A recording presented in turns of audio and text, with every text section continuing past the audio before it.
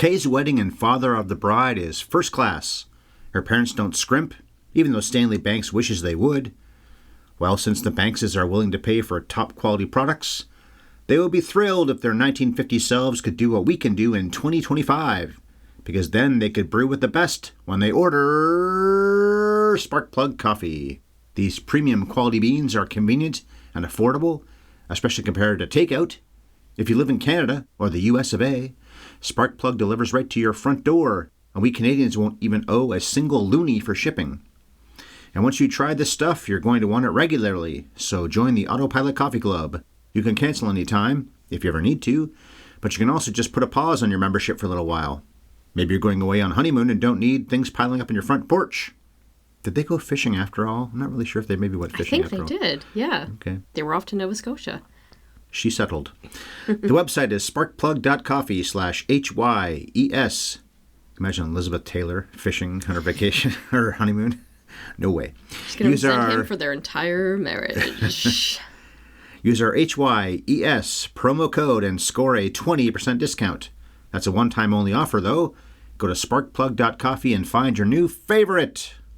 All right, folks, you're now set with a hot beverage, and we're about to tell you what we think about today's movie.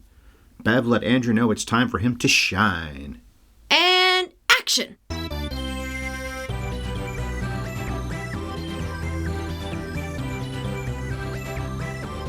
Have you ever seen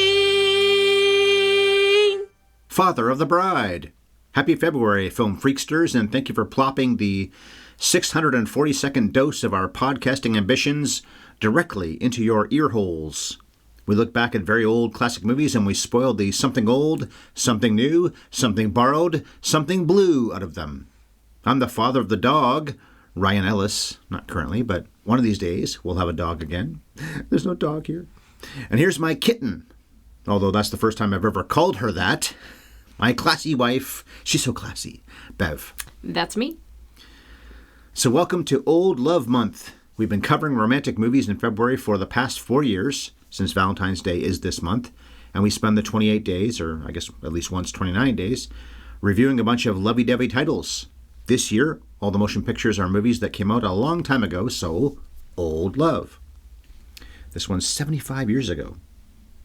The coming attractions trivia question for Father of the Bride. Joan Bennett plays Elizabeth Taylor's mother in Father of the Bride. Coincidentally, they played the same character in an adaptation of a famous book that's been turned into a movie many times. I count at least 4, and there's even a miniseries. What is that role? They both played Amy March in Little Women. Correct. Taylor played her just the previous year, in fact, 1949. She was still so young at this point. Another connection, Bennett and Taylor were both born on February 27th. Wow. Okay, Fairly Rich Americans was released by MGM 75 years ago on June 16th, 1950. I thought about waiting to post this on June 16th because that would be literally 75 years because that's a Monday this year. But it was on TCM. I recorded it. Romantic movie, so... Valentine's Day month. Yeah, so close enough. The Numbers said it was third at the 1950 U.S. box office. Cinderella was number 1, something we'll be reviewing in a few weeks. And a film we've previously covered, the Best Picture winning All About Eve, was 4th. But Bev, the movie has been around for a while, 3/4 of a century, in fact. Please give us the skinny on Father of the Bride. Spencer Tracy is Stanley Banks, whose beloved only daughter Kay, played by Elizabeth Taylor, has just gotten engaged. What begins as plans for a modest wedding blows up into a grand affair. As Stanley starts to feel lost and left behind, he tries and fails to assert himself to his wife Ellie, Kay's fiancé Buckley, Buckley's parents, and Kay herself. But really, he finds that all his fighting is just struggling to come to terms with the fact that his daughter is all grown up. The wedding day comes, it's full of champagne and chaos, and it's a big success. And Stanley ends the evening by dancing with his wife and reflecting on a job well done. But wants to kiss his daughter and never does get to do it. It's an interesting touch that he fails to actually connect with her at the end, and we don't get that moment of the two of them together. She calls him from the train station, and he's happy, but it plays to the theme that she really is all grown up. She's not your baby girl anymore. You're not the star in her life anymore. And I kind of like that touch, that they don't give the audience that final goodbye. They did the same thing in the 1991 movie, I believe. I'm not sure about the Andy Garcia one in 2000. When was that? I'll look it up later. Where is it here? 2022. Andy Garcia, I guess, must play. They didn't call him Stanley, I'm sure. I don't know, but same character. It must have been intentional, but this is how they end Bridesmaids as well. They never do connect at the movie. True. And when she's saying goodbye, she gets a little wave from her, but they don't share a moment together because their relationship has to change that she's married. It's not over, but it's changing, yeah. Same with this. Or, in a nutshell, she's pregnant, isn't she? This whole thing seems so rushed. Well, that explains the sequel. True, yeah. Father's little dividend. Obviously, they got pregnant. But 3 months from getting engaged to getting married, that's a shock. Isn't that typical in the 50s, though? Well, yeah, we've talked about this lots in our podcast because people like each other a little bit. Let's get married so we can do other things is what the code is there, I think. Well, not code. Implication. Yeah, that they are getting married in a hurry because they're waiting until marriage to have sex, which is why they would also get married younger. I guess it's possible she's pregnant. I think that's just the style at the time. That is fast, though, I think, 3 months away. Our wedding was nowhere near as big as this, and we started talking about preparations long before 3 months. Yeah, you're right. It was like a 9-month engagement, and everybody said you need a minimum of 6 months. But that's because dresses get tailored overseas, so it takes you 6 months just to get a wedding dress. If you had a venue of your own, if you were getting married in your house, then other than the dress, almost everything else can be thrown together last minute. But then you have to hope people are available, and if you ask them to come 3 months later, they may not be. Yeah. And of course, this wedding has way too many people, which we didn't have. Okay, the numbers on this film are pretty good. Probably the main reason we're even covering it in the first place, although I think we enjoyed it. Find out in a second if you did. The Rotten Tomatoes critics on this are pretty strong. 90% of critics on Rotten Tomatoes like it. 28 fresh, 3 rotten. The average is 7.3 out of 10. I think my computer is roaring away here. The fan's going. And 74% of audiences, so almost 20% less. I'm a little bit surprised it's that much less. It is such an audience picture. Father's Little Dividend, the sequel that came out the very next year with most of the same cast members, did very well with critics. Even now it's at 100% and at the box office too, so people went to see that one as well. The 1991 Steve Martin and Diane Keaton Father of the Bride is at 70%, so not awesome, but a fresh tomato. And the 2022 Andy Garcia version is at 80%. The 1950 movie was nominated for 3 Oscars, including Best Picture, up against All About Eve, Sunset Boulevard. Wow, wasn't beating those two out. Spencer Tracy, who'd won twice before, was up for Best Actor, and the Francis Goodrich and Albert Hackett screenplay was also nominated. All About Eve did win Best Picture, the screenplay, and then Jose Ferrer won for Cyrano de Bergerac, I believe it was. He played a Cyrano character. And this was 83rd on the top 100 laughs of the American Film Institute, which is the main reason I chose to cover it. It's a laugh movie, but it's also a passion movie, so Love Month, Old Love Month. Spencer Tracy's Adam's Rib, with, of course, Katharine Hepburn, his longtime lover, was 22nd on that list. I covered that maybe 2 years ago. I think it was 2 years ago. And they also did Woman of the Year. That was on there, too. I assume you'd never seen Father of the Bride before. What did you think of it this time? Or the first time? Yeah, that was my first time. I really liked it. We did laugh more than I thought we would. It was funny. It's such a warm and really lovely movie. It's very cute. It's intelligent. It's not stupid at all. It doesn't insult your intelligence. And it is actually funny. Spencer Tracy is funny. He just hits that tone perfectly. He walks that line between being enough of a pain to make the conflict believable, but never actually sabotaging anything and becoming unlikable. I was just really charmed by the whole thing. We didn't say yet that Vincent Minnelli directed this as well, and he's a very talented guy. We've covered him, let's see, 3 times before. Meet Me in St. Louis with his, well, I guess he met her on that project, eventual wife, Judy Garland. An American in Paris, which was on the AFI's list, won Best Picture the year after this, in fact. And The Bad and the Beautiful, which came out the year after that. And of all of his movies, that's my favorite. It's a pretty interesting group of foursome, actually, because you got 2 musicals in there, but then you got movies that are pretty disparate. And as I look at this, I guess it's 4 different leads. Judy Garland, Gene Kelly, Spencer Tracy, and Elizabeth Taylor in a way too, and then Lana Turner and Kirk Douglas in those 4 films that we've covered at least anyway. So he's a pretty good director. I don't think people forget about Vincent Minnelli, but you shouldn't because he had a pretty great resume. And of course he won his only Oscar for Gigi. Which is a movie you do not like, right? No, I didn't love it before it started aging badly. Oh, is that right? Well, it probably was always bad, but I'm sure today's audience would say, that's just terrible. Look at the big song from that movie. Thank heaven 4 little girls. Yep, that's creepy. He had a couple bombs before this movie came out, and people were worried that he was on the outs, that was it. And apparently people blamed Judy Garland for it because they had such a tumultuous marriage, and she was a train wreck. She was, that's true, but it's also unfair to blame her for his career entirely. Well, isn't that typical? People blame his wife for him making mediocre movies that don't perform well. Mm.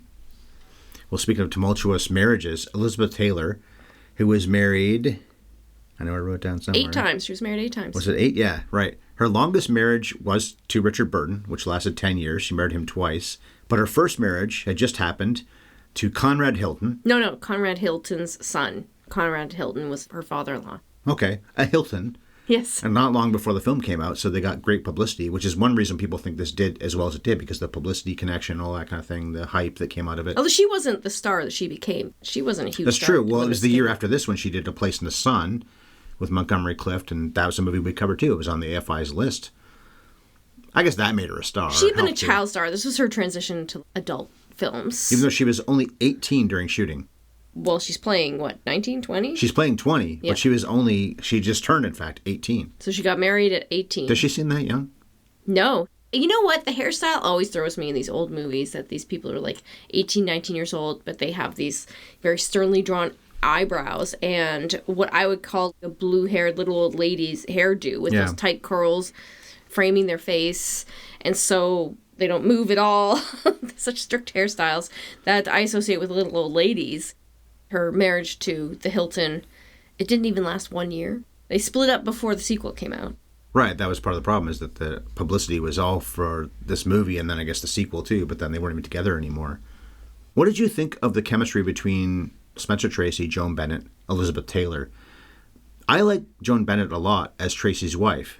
Hepburn apparently, with Minnelli, convinced Tracy to do this. He didn't want to do it because there's this whole thing, Jack Benny wanted it so badly, and he was screen tested. Well, I'm out then, Spencer Tracy. Well, he wanted to do it, and then he found out that Jack Benny was getting tested. I'm out. And he assumed that meant that they weren't going to hire him. So he told everybody, I don't want that job anyway. But he always wanted it, apparently. And then when they had the dinner with Hepburn, trying to convince him to do it, he was like, no, I always wanted to do it. I just didn't think I was in the running anymore, and I was trying to save my ego.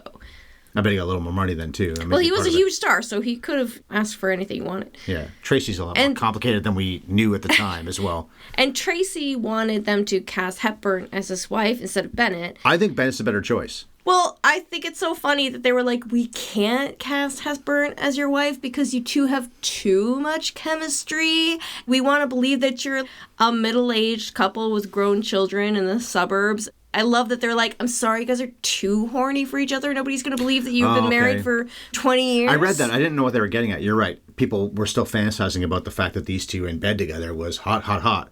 Versus you've been married for as long as Tracy and Bennett. They have their twin beds, you know. Although they have chemistry. Oh, they really do. Sure, it's a familial chemistry, but no, I feel the real tenderness between them. But the most important chemistry is between him and Taylor. The movie's called Father of the Bride. Well, the whole movie really hinges on their relationship, and you have to, as an audience, believe that it's very sad to lose this girl in your family, that she's going to move out. I will walk in the front door and I won't have her come to me and say, hey, Pops, anymore. And he admits early on that she's his favorite of his 3 kids. Yeah, too. yeah. And he's like, well, you're not supposed to pick favorites, but if you had a K in your family, you would understand. His only daughter, the apple of his eye, and you have to believe that they really love each other and that they have this warm relationship, and you have to believe how much he's going to miss her. And I 1000% do. It hinges on that, and they really pull it off that the two of them are so close. I think that Steve Martin and Spencer Tracy both nail that perfectly in The Two Fathers of the Bride, and maybe Garcia did too. I don't know. I didn't see that one. But the moment when she is gone, and he wasn't even part of that. Doesn't your heart break a little bit? And we don't even have kids. I can't directly relate to this. Maybe it helps that we're about the same age that they are. I'm in my late 40s, you're 50. We can relate to this notion of feeling the passage of time. Yeah. There's a younger generation that's about to take the torch from us, and it can be a tough pill to swallow. We don't have kids. We're not empty nesters. But I don't know. I just felt like I was right there with him the whole time.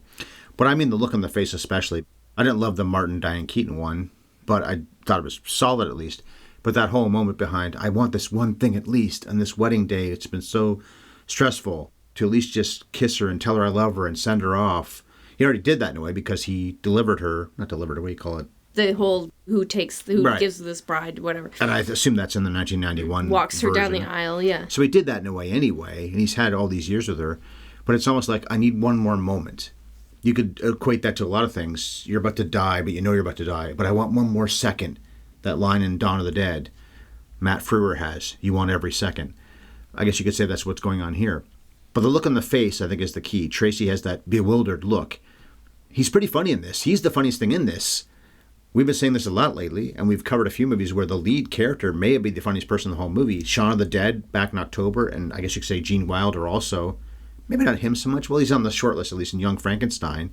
And we've always talked about I Love You, Man. Paul Rudd is the funniest thing, I think, in his own movie, which is tough to do because the supporting players are the ones that get the chance to be funnier. You've got to be the one to play off of that, and usually you're the most serious one than they are. He's a straight man. But in this case, I think, too, Tracy's the funniest one. Joan Bennett and he are, I think, really good together. I like her a lot in this movie. She doesn't have a ton of things to do. Yeah, she doesn't get any laughs, that's for sure. Sure, she's not funny. All the humor comes from his sense of self, that he perceives himself to be this very serious and very respected head of household in his family. He's a lawyer. Clearly, he's very successful.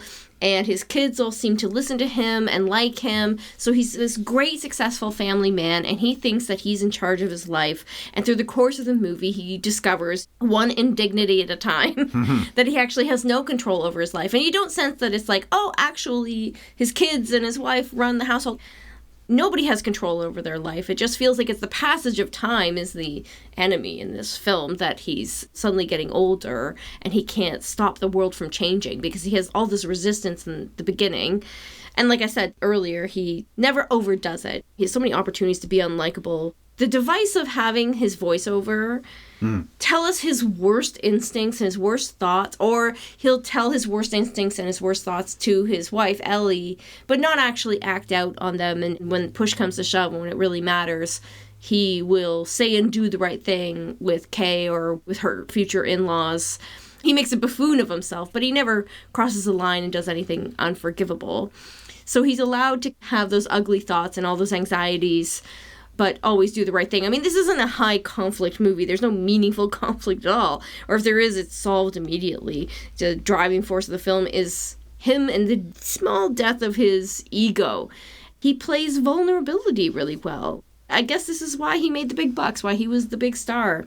He gives you such an in to him as a character and to what he's feeling by, like you say, that look of sadness when he can't find Kay to give her a kiss at the end. Gone. One of the subtexts, especially back in 1950, is that she's not going to be a child anymore because she's never done that before, but she's about to, probably in the next few hours or at least the next day or so. Well, I don't know if the film's really calling that to mind, other than she clearly is hot for her fiancé. And but that's why you lose your daughter. She does that. Okay, I guess in the 50s that probably was the case. I hope that dads today are a little more actualized. Yeah, but this is 75 years ago. Right. Yeah, Ellie, I think, is not the key to the movie, but I like her a lot, too, because he does stress her out that night when they're in bed together. It's funny. It's a good guy. Yeah. What if he's a murderer? What is this and that? And then he calms down and he can sleep, but she can't sleep anymore. That's like a classic Ryan move, too, by the way. You will rage out and have a rant and stress me out, and then you fall asleep immediately, and I'm... A guy like this would never go to a therapist back in that time frame. He wouldn't go to a therapist now, probably, if he was alive today. But his therapist is his wife because he talks it all out, and then she's got to be the one to pick up the pieces. At least that one night, and that's a pretty funny scene. That's the probably funniest scene that Joan Bennett gets to play. Oh my God, now I'm the one who's worried, even though she was completely calm before. But one of the reasons why she's so calm, mostly, maybe not so much at that point, is because she wants Kay to have what she didn't have, which was the glamorous wedding. Kay doesn't even want the big wedding. It's a good way to keep her as a likable character. She wanted a small wedding. When he at some point asks her to elope, she seriously considers it, and she's like, yeah, we could totally do that. But it's Mom that's pushing for the big wedding. It's Mom that he's a pushover for, that he can't say no to. What about Buckley, who is the husband-to-be, Don Taylor? He's there, all right. He's not completely ignored. You mentioned Bridesmaids. Wasn't that one of your favorites, Tim or Eric? Yeah, from Tim and Eric, awesome show, great job. I was a huge fan of that show at the time. Which one is it, though? Tim Heidecker. Who's almost not at all in Bridesmaids. They must have cut out his scenes. There's no way you cast someone like him and leave him out of the cut. It was a Judd Apatow film, so there's probably a 6-hour cut floating around somewhere. Paul Feig. Judd Apatow produced it. All those movies. Buckley has more to do in this, at least. He's a fairly important character. But he also seems to be the kind of person that's going to be a pretty good husband to her. But one of the funny things that Tracy gets to do, too, is that he meets up with Buckley. They're supposed to have this father-son-in-law, future son-in-law conversation. Instead, Stanley just goes on and on about himself. And the same thing happens when Stanley meets the Dunstans. They all click pretty well, and everything's going well. And nothing ever bad happened the night, but he just rambles about himself. The whole time. Gets really drunk and then falls asleep. But that's not held against him. That's never really dwelled on. It's not like the Dunstans are, well, this Banks guy drinks too much. No, they're nice. That's why I say the conflict is almost irrelevant. They don't really get mad. It's just play for laughs. And the conflict is all in his head because we're just watching him change. It's that politeness thing. Herb wants to actually have a few martinis and a few real drinks. And then when he finds out that's actually what Stanley wants, okay, let's go get some martinis. But then Stanley drinks too many martinis. I hope his wife drove home. There's this through line with Stanley as a character that he's a little self-absorbed, right? When he has the meeting with Buckley. He's very self-absorbed. Yeah, when he's talking to him about his future, he tells him his whole life story. And Buckley doesn't get a word in edgewise, but at the end of the conversation, he's like, I like that kid. He's got a good head on his shoulders. Meanwhile, of course, he didn't learn the first thing about him. There's the engagement party, where because he likes martinis, he just makes a big tray of martinis and thinks he's done because he's like, well, martinis are delicious, end of story. And Herb would want one, although he doesn't really want one either. And then no, they're all drinking old fashions. My favorite drink. Although the way they make old fashions in this movie. Anything other than martinis. It's it's true. Cokes and it's this and it's that. It's not martinis. Gin and tonic or whatever. They're just treating him like a bartender. But he just can't imagine that somebody wouldn't want to drink martinis because he would want martinis. Yeah. And again, with the Buckleys. What was Kay like growing up? And then he talks for 2 hours because he loves his daughter so much. He does. He just wants to talk about her. He just has all these stories that he wants to share and he's been reflecting and it's sweet and it's charming, but it's also, God, what a terrible guest.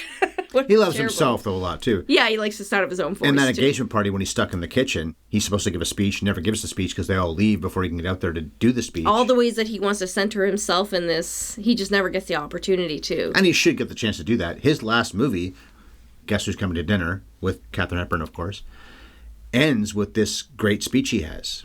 The last big moment he ever had in film was this long speech he gives about how, if you want to marry a black man, my white daughter, you'll go through a lot of tough times, but I'm not going to stand in your way. That's the summary of that speech. At the time, it was pretty progressive, and the whole movie's all about how I'm a progressive person. I care about black people and all these rights. Yeah, but your daughter loves a black man. Oh! And then he does learn in 2 hours to come to accept that. He's a father of the bride in that movie then, too. And that's the only movie that made the AFI's list. The 123 movies that we covered when we started this podcast. Spencer Tracy, considered one of the greatest actors of all time. 2 Oscars long before this, back in the late 30s. All the nominations, all the fame, everything else. But it's the only movie they put on their list. And I've said it many times. And it was only on the second list, too. No, the first. Not the first one, and then not on the second. And it was in the 90s or something like that. It was 98 or something. It was barely on the list at all. He was a great actor, but I don't think he was in that many, if any, great movies. He is the bizarro Patrick Wilson. Not a good actor, but in a lot of really good, if not great, movies. He's an okay actor. But he's been in more great movies than he should be. Yeah, he does not deserve the career he has at all. When I covered Adam's Rib a couple of years ago, it's solid, it's fine, but it is pretty dated and not that funny, and it's okay at best. But Tracy, as always, was pretty good in the movie, just wasn't that great movie. Okay, here's the thing that we can probably all relate to in some way or another, unless you're really rich. And that is the wedding and how many guests you have. Our whole thing was, let's not have all these people that we barely know, and our parents aren't lawyers, they're not rich people that have all these connections. Businesses, yeah. We've been to a few weddings like that where people were probably, the bride and groom, were still meeting people probably 11 o'clock at night. Oh, hi, thanks for coming. I've never seen you before, I'll never see you again. It's nice to see you. Versus our wedding where that happened with a few people, but it was mostly dates. Our parents weren't doing the thing of, you got to bring all the people I know from my past that you don't care about. Our wedding wasn't even 90 people. It was an intimate affair. People loved it. That's one of the things about a wedding is that you want to be there, you care about the people that are there, and you hope you have a good meal and good drinks and a good time. But so much of it, even when it's good, is such a slog. This feels like this would have been in some ways, maybe many ways, a slog. Well, people seem to be having a good time when he's trying to weave his way through this crowd. Yeah, it is then, a crowd. at that point, the reception, of course they're you're having a having good time. fun. Does he have fun? Are Kay and Buckley having fun? Are they going to look back and be like, I'm so glad these people were here? We have a few friends who have jobs where they work in the wedding industry.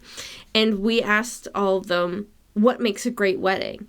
And they said the same thing, which was keep your guest list under 100. Mm-hmm. And both of those people that I'm thinking of, one is a married couple who at the time were both wedding photographers. And another one was someone who was a caterer waiter for 10 years, worked at like 1,000 weddings. Both of them had weddings that were under 40 people.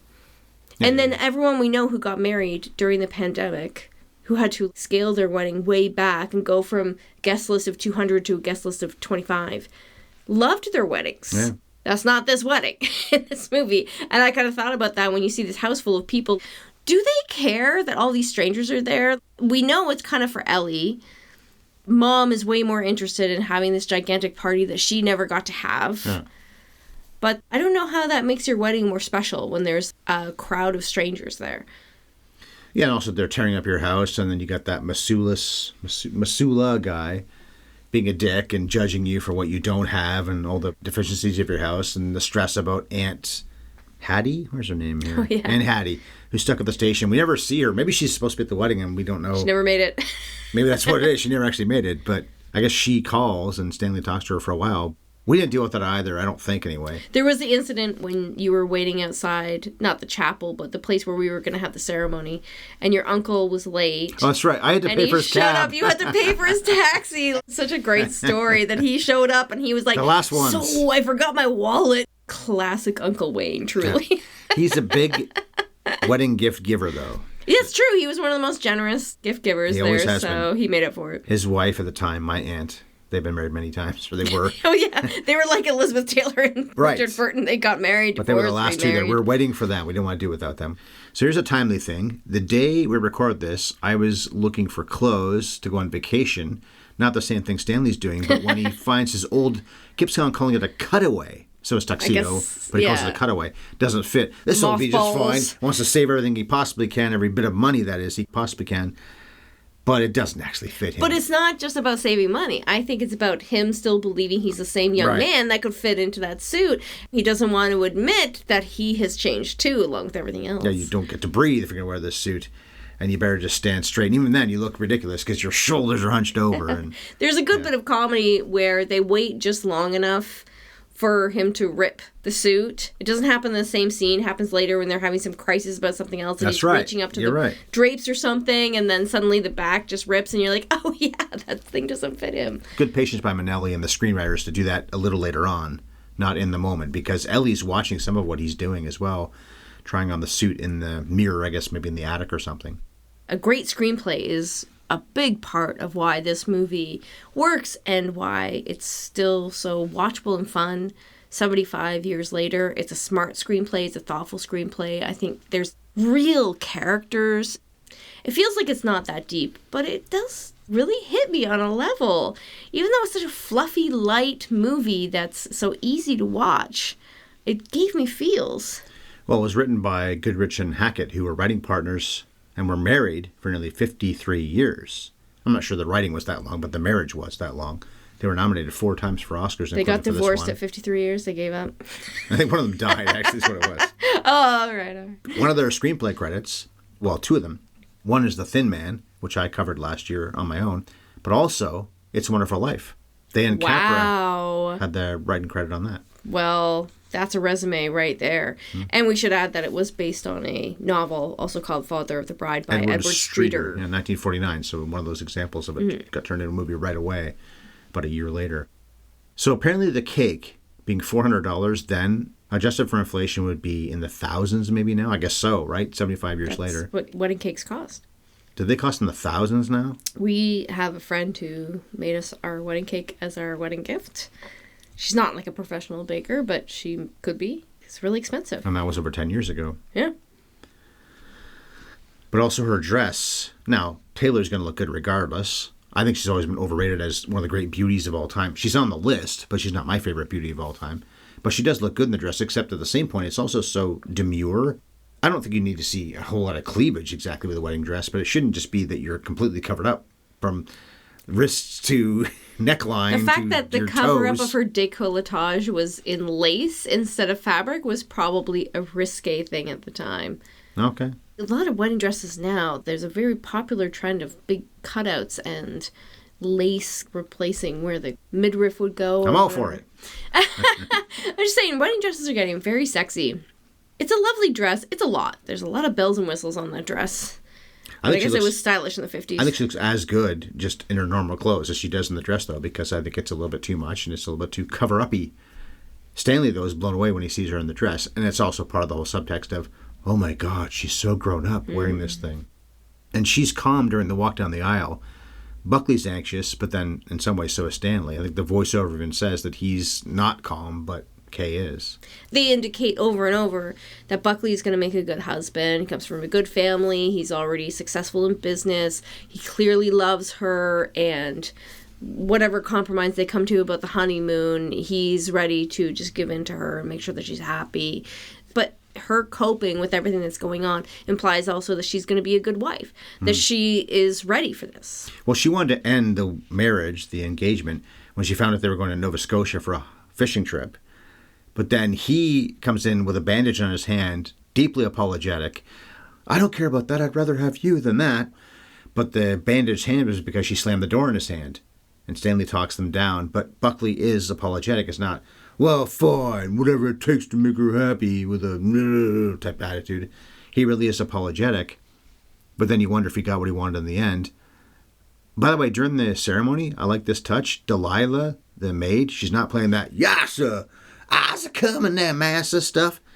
Delilah is sitting with the family in the front pew. Yeah, it's nice. They do respect her point of view, and she's not embarrassing the way that so many black people were portrayed at this point in history. But yes, she's with the family because I guess she's part of the family in that way. We can't neglect to mention, of course, the surrealistic touch, which I guess Salvador Dali had a hand in. The dream sequence? The dream sequence when he sinks into the floor. Stanley sinks into the floor. God, David Lynch could have directed that sequence. There was surrealism in Spellbound, which was only 5 years before this movie came out. And Dali, I think, was involved in that for Hitchcock. That was one of the scenes that when I was doing my research, I went back and rewatched because I wanted to take a closer look at how they did that, where you have the checkered floor. It's just funny, when they first show the church, I remember thinking, oh, checkered floor in a church. When do you ever see that? But then it makes sense when you see the dream sequence because the black tiles on the checkered floor are the ones that are actually holes that he sinks into. Clearly there's some kind of platform under there that is holding his weight so that the sinking is slow, and it just really works. Well, it reminds me of the Nightmare on Elm Street thing where she climbs the stairs and then sinks into them. Same kind of idea with this, except even though it's done pretty well, that was not a high-budget movie. And you can see when the stunt woman or when Heather Langenkamp is about to step into those potholes that that's what she's stepping into. If you look closely, it's pretty obvious. Not blatantly obvious, but it's obvious enough. I wouldn't say that's the case with this. It's really cool. It's well done. And then again, his performance. The desperate look on his face, the fear and the anxiety coming through there. And for the record, if I was a father all these years with you, or if I've been a father long before I met you, I'm sure I'd be very similar to him if I loved my daughter at all like he loves Kay. No one would be good enough. We've heard that in a lot of movies. No one's ever good enough for your daughter. What's that? In Meet the Parents. There's that really important line towards the end of Meet the Parents where Blythe Danner says to Robert De Niro, Owen Wilson, I think his name's Kevin. Kevin wasn't good enough. And Kevin is this on the pedestal guy that, oh, she could have had this guy. And they had the Top Gun call signs thing. They have such chemistry, and Ben Stiller has to feel inferior. And yet she says towards the end of the movie, even he wasn't good enough for his beloved daughter because it's his beloved daughter. No one ever will be good enough. And this movie isn't quite as on the head about that, although I think that movie's very funny. Meet the Parents is very funny. But it's the same kind of thing here. No one's going to be good enough for his daughter until he just lets Buckley be good enough for his daughter, I guess. In the beginning, when he finds out she's seeing she somebody, dated a lot of guys. He's like, oh, could it be the guy with the teeth? Could it be this guy with the laugh? And there's this long line of guys. He says, when your daughter gets old enough, there's either that she's beautiful and charming, and then she has to beat off all these guys with a stick, or she's not beating guys off, and then you have to start wondering if there's something wrong with her, and is she ever going to get married? And that dual anxiety there, that you don't want either of those things to happen. Yeah. Lucky for you, I was 35 when we got married, and my dad was like TikTok, what's taking so long? Plus, I'm his third daughter, so he was like, let's wrap this up, shall we? So Spencer Tracy, we've only covered twice before, despite the fame as a great actor. Guess Who's Coming to Dinner? Adam's Rib. The only 2 times we've ever covered him. But won those 2 Oscars in the 30s for Captain's Courageous and Boys Town. Joan Bennett, we said already, played Amy in the 1933 Little Women. And also Scarlet Street. That was, I think, a Edward G. Robinson film. Her last movie was Suspiria, the 1977 one. I like her a lot in this. I'm surprised she didn't have more big roles than that. There were other roles, but nothing that really stood out to me that much. According to the timeline of the characters, not the actress, Ellie married Stanley when she was 18. And Bennett herself, now this is real, got married to John Fox at 16. Man alive. Elizabeth Taylor won 2 Oscars. We've covered one of the performances, and it's one of the great ones, and I'll mention it in a second. She also won a Jean Hersholt Humanitarian Award because she was known for her humanitarian causes. We've covered her in A Place in the Sun, Giant, they were both on the AFI's list, Cat in a Hot Tin Roof, that wasn't, but this was, and this was the second Oscar. What a performance. Who's Afraid of Virginia Woolf, with her husband at the time, longtime love, Richard Burton. And she got married 8 times. Don Taylor, he acted in Stalag 17, I covered that a couple years ago, but then got into directing, and he did Escape from the Planet of the Apes and Omen 2, the first Omen sequel. Billy Burke does play his mother, Doris. I don't know, I didn't see this till right now. Elizabeth Taylor, Don Taylor. They're the 2 that get married. They have the same last name. Just hit me right now. Sometimes I'm dumb. She was Glinda in The Wizard of Oz, but also was in Dinner at 8 and Topper. I guess it's Moroni Olson. Moroni, I don't know. He was in Notorious. We covered that. He's the magic mirror voice in Snow White. So mirror, mirror on the wall. And he's the angel voice. I don't know if he's supposed to be the God guy or the impatient guy in It's a Wonderful Life. Anyway, he's one of the angel voices in that, so he's a big voice dude. Marietta Canty, who does play Delilah the maid, was in Streetcar Named Desire, has a small role in that. We've covered that. Also The Bad and the Beautiful, and Rebel Without a Cause. So we've covered her 4 times now. Leo G. Carroll is that Mr. Masula guy, the impatient dude. Oh, your house is insufficient, and we can't do this, and we can't do that. Let's take out these doors and do all these things. We've covered him a lot of times now. Wuthering Heights, Strangers on a Train, The Bad and the Beautiful, and North by Northwest. He's the professor, I think they call him, the one that gives Eva Marie Saint the assignment, anyway. And the 2 Banks boys, Tom Irish and Russ Tamblyn, this was Irish's debut. His last movie was playing Ben in the 1990. Well, he's Ben in this, but he's playing Ben in the 1991 Father of the Bride. Oh, that's so neat. I don't know if he was playing some kind of uncle or something. He must have been because he was 41 years older. I didn't look that up, but anyway. He was also in the 1951 Angels in the Outfield, which Chris and I covered on Scoring at the Movies. And then Russ Tamblyn, pretty well-known guy, Amber's dad, was in 7 Brides for 7 Brothers, and we covered this, West Side Story. Vincent Minnelli, the director, we've covered him 3 other times. Meet Me in St. Louis, An American in Paris. We didn't love that. And The Bad and the Beautiful, which I do love. I think you liked at least. Of course, he's Liza's dad and Judy Garland's ex. He married 3 other women and only ever had 2 Oscar nominations, but 1 for the inferior Gigi. I mentioned Goodrich and Hackett wrote this, also Thin Man and It's a Wonderful Life. And the producer, Pandro S. Berman, who produced one of your very favorites, Swing Time. I was just thinking about Swing Time because we were talking about movies that made the list, or the well-regarded like Gigi, and how much you hate Gigi, and I was like, God, remember how much I hated Swing Time? I didn't love it either. Berman also produced The Picture of Dorian Gray and Blackboard Jungle. Those are 2 podcasts that are on this channel, and he won the Thalberg Award in 1977. The film was 137-1, of course, not surprisingly, right before actually the widescreen craze hit a couple years later. TVs were not quite a household item just yet That's in 1950. True. Movie's black and white. We saw it on TCM. Looked all right, I think. Cinematographer John Alton won an Oscar the next year shooting in color for An American in Paris for the same director. And he ended his career with Birdman of Alcatraz in 1962. Speaking of television, by the way, this movie did have a nice second life on television. Isn't it just the epitome of a Sunday afternoon movie? You know what I think about it so often? Actually, I know this is a weird mention, but in Raging Bull, when he hits her, well, leads up to hitting her, not right away, and then goes and attacks his brother, she comes home and he's jealous and with my brother, all this stuff. Where were you? I was at the movies. What'd you see?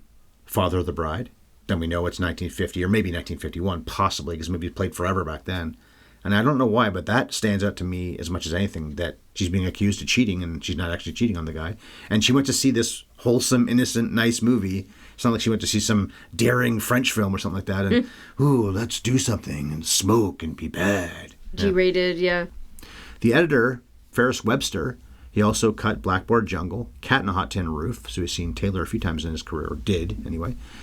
The Magnificent Seven, The Manchurian Candidate, and The Great Escape.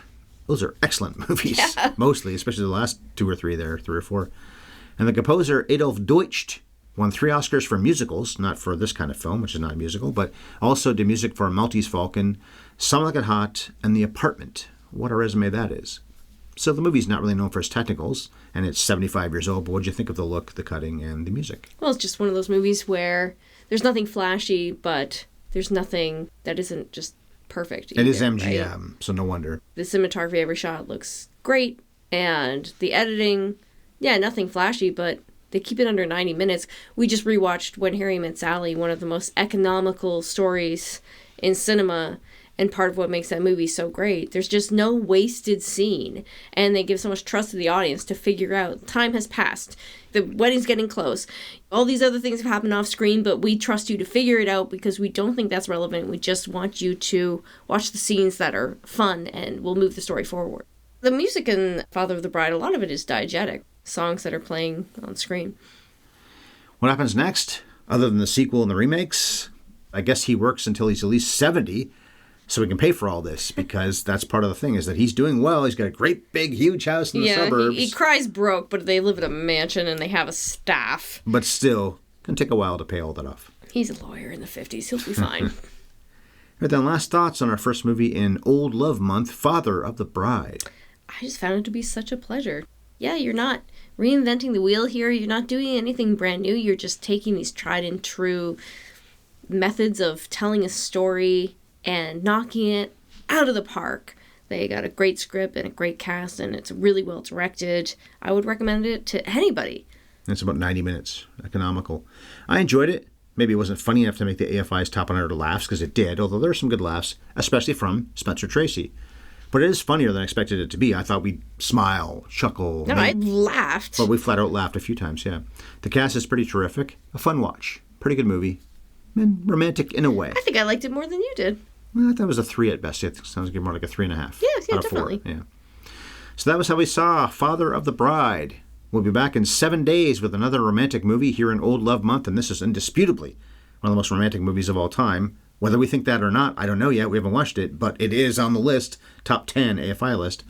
And we'll be heading into Valentine's Day later in the week, so it makes sense to yap about Ryan O'Neal and Ally McGraw in Love Story. Love means never having to say that stupid line. I'll be back on my own on Friday with a monologue about Peter Weir's Witness. So another romantic movie made the list, AFI's list. Harrison Ford spends quality time with the Amish, and Kelly McGillis as well. And the kid loves the kid too. Anyway, the coming attractions trivia is for Love Story in a week. And this requires a spoiler alert for Love Story and for 2 other movies. So I'll sit here for a moment. All right, here we go. So the top 10 of the AFI's Top 100 Passions list has a lot of failed romances. Most of the couples don't end up together. Think about Casablanca, Gone with the Wind, right? Not surprising, there's some pretty famous examples. But in 3 cases, including Love Story, at least one half of the couple dies. What are the other 2 films? And the top 10 on the AFI's Top 100 Passions. All right, so for the answer to that question, check out next week's podcast about Love Story. Thank you for listening, and don't forget to favorite or subscribe. There are hundreds of episodes available for you to check out. And if you like us and you'd like to support the podcast, the best way you can do that is by leaving us a rating and a review. Another way to support us and a great small Canadian business that we genuinely use and genuinely love is by going to sparkplug.coffee/HYES for freshly roasted premium coffee. Would make a wedding better. You're cheap, but you want something good? Sparkplug Coffee. He's cheap, but he wants the best for his daughter. But it's affordable. It's a good price for premium coffee. Let's put it that way. But you can save 20% on your first order by using the promo code HYES. You can also find our podcast on YouTube. Our channel is at HYES Ellis. And we love to hear from you guys. There's a few ways to reach us. We're both on Twitter. I'm at Bev Ellis Ellis. Ryan is at MovieFiend51. We're also on Blue Sky. You can find us as Bev Ellis Ellis and Ryan-Ellis. And our email address is haveyoueverseenpodcast@gmail.com. Well, I don't really have a good parting shot, so I'll just say happy birthday to Amal Clooney, George's wife, Nathan Lane, and Isla Fisher. I just hope they all have a nice birthday here on February 3rd. And cut.